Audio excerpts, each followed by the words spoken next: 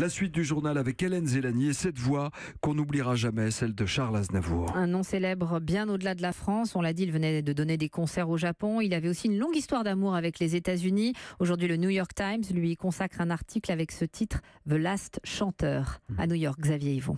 Quand il arrive à New York pour la première fois en 1946 dans le sillage d'Edith Piaf, Charles Aznavour atterrit en prison à Ellis Island, l'île des immigrés. No visa, no money, no English. Je n'avais ni visa, ni argent, je ne parlais pas anglais, confiera-t-il plus tard à une radio américaine. Une fois à Manhattan, Charles Aznavour doit vendre ses chaussures en peau de serpent, $50 pour pouvoir manger. Mais quand il revient, dans les années 60, c'est pour triompher au Carnegie Hall.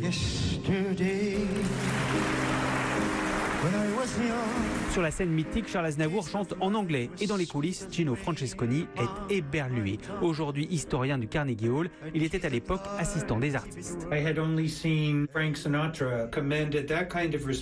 Avant lui, dit-il, je n'avais vu que Frank Sinatra inspirer au public un tel respect et une telle dévotion.